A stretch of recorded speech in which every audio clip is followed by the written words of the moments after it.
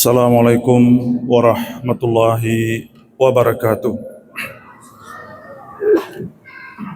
Alhamdulillahilladzi khalaqal mauta wal hayata liyabluwakum ayyukum ahsanu amala wa huwal azizul ghafur.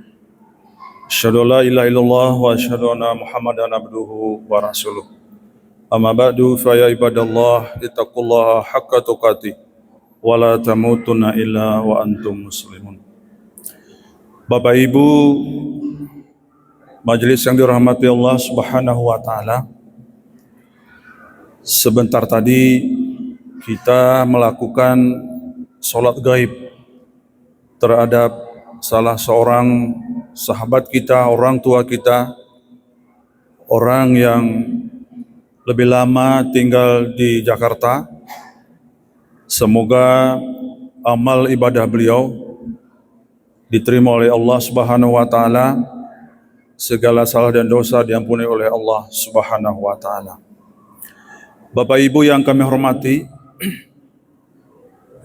perjalanan hidup kita ini terus bergulir seperti almarhum tadi.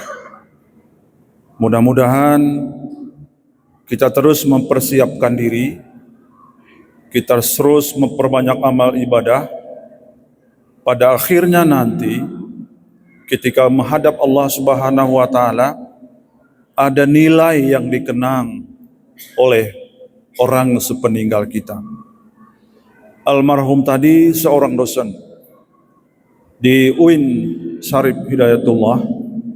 Tentu bagi beliau telah banyak mentransfer ilmu pengetahuan kepada mahasiswanya, kepada sesamanya, kepada saudara-saudara dan keluarganya.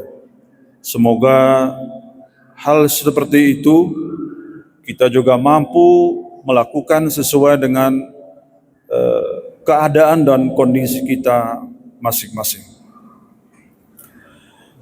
Bapak Ibu yang saya hormati, kalau kita baca buku Sirah Nabawiyah, Rasulullah itu kekuatannya ada di takwa yang sedang kita lakukan hari ini untuk mendapat nilai-nilai takwa. Perjalanan dan perjuangan baginda Rasulullah SAW sejak dari Mekah lalu ke Madinah, dibulatkan 20 tahun itu dengan takwa itu bisa merubah peradaban yang luar biasa. Madinah itu dulu namanya Yasrib. Yasrib itu bayangkan saja ketika Bapak Ibu hari ini membuka media ini. Yasrib itu adalah kota tempat monopoli perdagangan. Transaksi perdagangan dipenuhi dengan riba. Kekuatan dipenuhi dengan siapa yang kuat itu yang berkuasa. Halal dan haram tidak berlaku di Yasrib. Yang penting bagaimana mendapatkan harta dan kedudukan sebesar mungkin. Lalu Rasulullah hijrah menuju Yasrib. 20 tahun perjuangan itu dimulai dengan titik atau dasar takwa itu. Bergabung beberapa elemen. Ulama memberikan pencerahan. Umara ke depan bagaimana merubah tradisi yang tidak baik menjadi yang baik. Masyarakat mendukung. Jadi ketiga elemen itu betul-betul menyatu. Sehingga Yasrib itu berubah menjadi Madinah Al-Munawwarah. Bapak Ibu yang kami hormati, adalah naib sekali kalau kita tidak meniru apa yang dilakukan oleh baginda Rasulullah SAW. Mari segala program yang akan dan telah dilakukan oleh pemerintah kita dukung secara bersama-sama. Minimal kita memberikan kontribusi, tidak melakukan sesuatu yang sifatnya merugikan diri sendiri, merugikan daerah ini, merugikan bangsa ini. Mulai dari hal yang paling kecil. Kita dengar, kita ini sekali lagi kota wisata. Mari kita mulai dari lingkungan kita untuk menjaga kebersihan.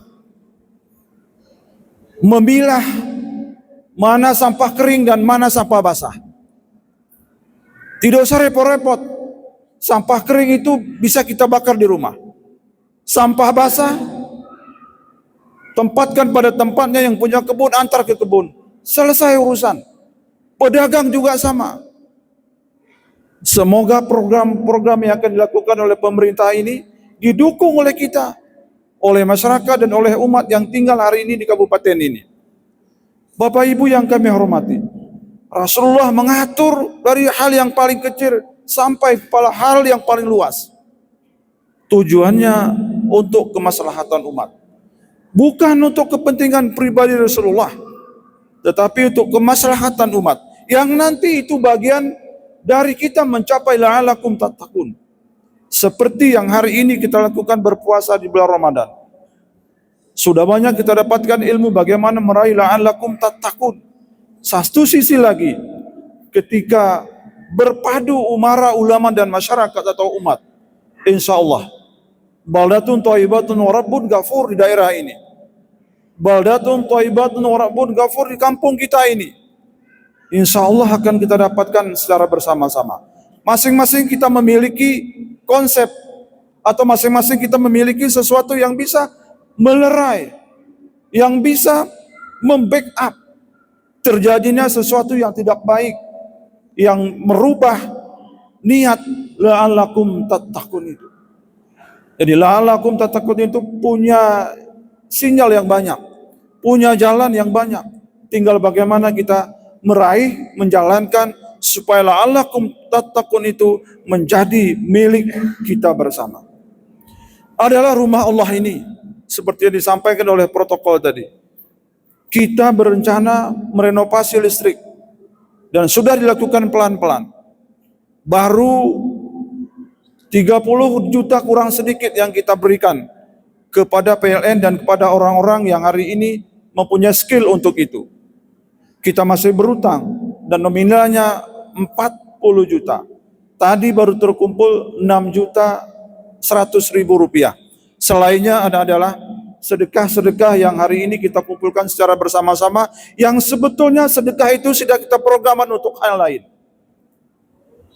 Kita sudah sepakat Bapak Ibu sekalian, kita berharap tahun ini kita bisa membeli 1 hektar lahan untuk kita tanam kopi.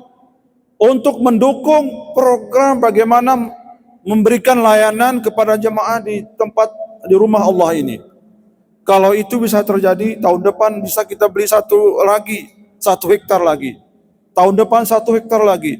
Pada intinya nanti kita tidak tergantung dengan infak-infak celeng yang hari ini beredar atau kota-kota amal yang ada di luar dan di dalam masjid ini.